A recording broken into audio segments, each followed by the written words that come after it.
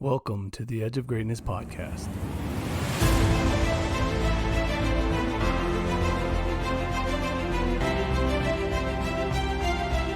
The path to greatness is never linear and requires patience and consistency. Join us on our journey as we peel back the layers of success, searching for that elusive core. Each week we will explore a different component of greatness, utilizing experts who have traveled some part of the path that we are all on. We aim to uncover insights into the areas of leadership, coaching, performance, overcoming failure, the power of habits, and so much more. We are all on the edge of greatness.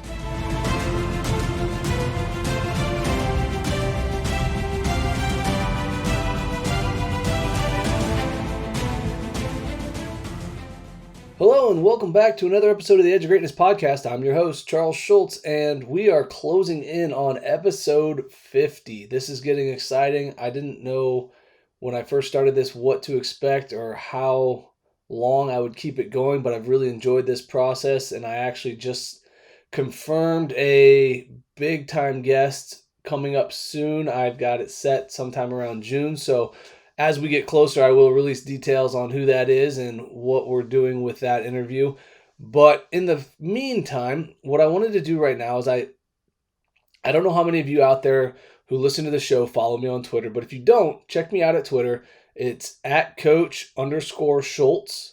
And I post a lot of stuff about the podcast there. I have some daily inspirational things that I try to put out. I retweet some pretty cool stuff from people that I follow and enjoy content with on the Twitter platform.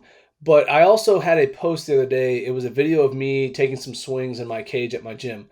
And part of that was I had some free time and I like to still feel the bat in my hand. I like to get some swings in. But the other part of that was recently a friend of mine and a former guest on the show, TJ Wharton, posted a blog post about the importance of coaches continuing to play the sport that they coach. And I think there's nothing better than that. I think there's so much value in being able to perform the tasks you're asking your athletes to do. Now, do I expect that every coach out there to be able to perform everything at the highest level that they did when they played? No, that's not the point of this. But there is some value to be gained and some rapport that you can earn, some trust, and some things of that nature that happen when you can perform a skill well enough that the athlete then goes, okay, let me try. And that being said, look, it doesn't have to be a thing that you are always doing reps with the athletes. That's not what I'm saying. But, and again, there's another kind of gray area in here is that as you get older as a coach, as you've been in the game longer, nobody expects you to keep that level of performance as high. And I think at that point, you've also earned some other credentials and some respect along the way that allows for you to take a little bit more of a step back. But early on, or even through the middle part of your career, why not perform with your athletes? Show them what you can do. And then the other thing about that is it helps you when you do it to feel some of those adjustments that you're talking to them about. So when I was thinking about this, I was taking some swings, and I'm going through the motions with it, and I'm trying to feel my hips drive. I'm trying to feel my foot contact, my hands slot right. And all of these things are important when it comes to me being able to cue my athletes on what do I feel, and maybe how can that help them feel the same thing. But then I thought about it from a non-baseball perspective, because here's the bottom line is that when you look at other professions, so for example, you wouldn't hire a guitarist to teach you the piano. I doubt you would go watch a keynote speaker talk about leadership who doesn't lead anybody. There are so many things that we expect the people to do that are telling us how to do it. Like if, for example, another one, a financial advisor who's gone bankrupt, you wouldn't want to take their advice. So why is it that we accept coaches who don't know how to perform what they're asking their athletes to do?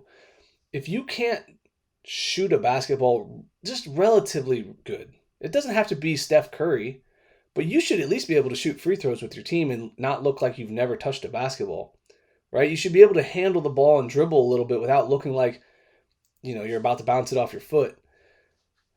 There is so much value in practicing what you're trying to teach others And not only from them seeing you work through some stuff, but also from you being able to then cue and make adjustments and help them understand what they're feeling and doing.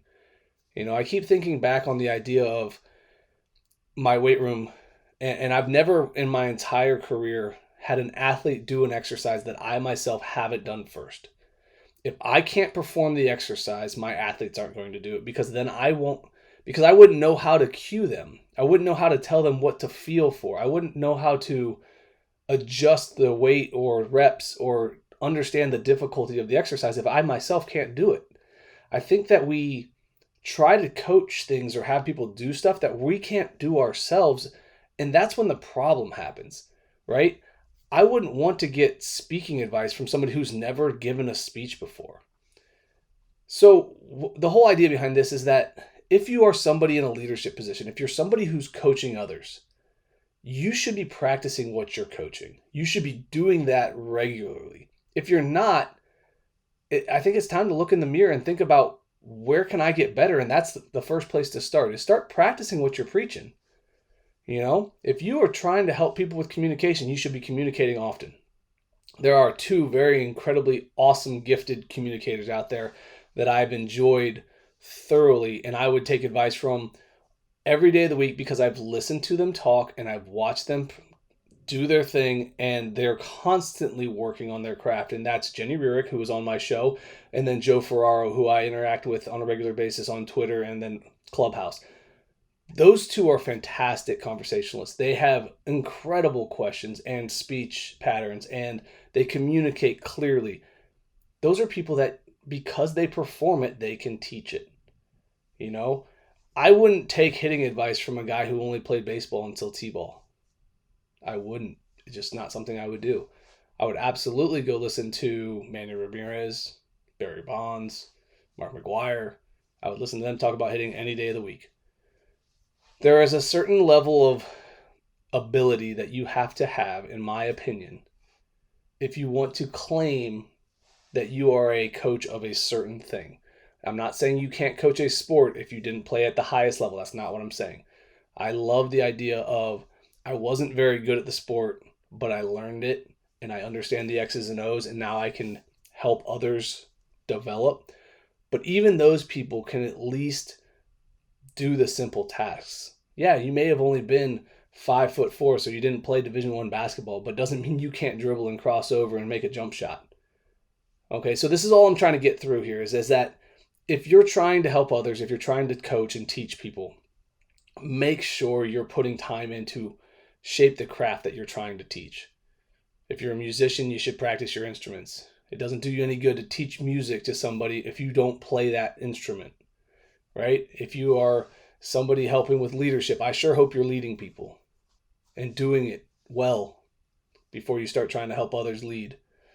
This is the big thing that I want to get through to people. So I want us all to achieve these high levels. I want people to come to us for our expertise, but our expertise has to come from our experience, and our experience only happens if we are doing it ourselves. So get out there and practice the things that you love, work through the difficult stuff, understand what it feels like, how to make the adjustments, and along the way, I think you're going to find that you will then become a better coach of that thing that you choose to do, whatever it may be. So, as always, guys, keep reaching for the stars, fall flat on your face, but remember, whenever we fall, always get up. Thank you for joining us today on the Edge of Greatness podcast. We hope you enjoyed today's episode and join us again next time as we continue to dig deeper into the key components of greatness. The path to greatness is never linear, so remember to keep pursuing greatness no matter what.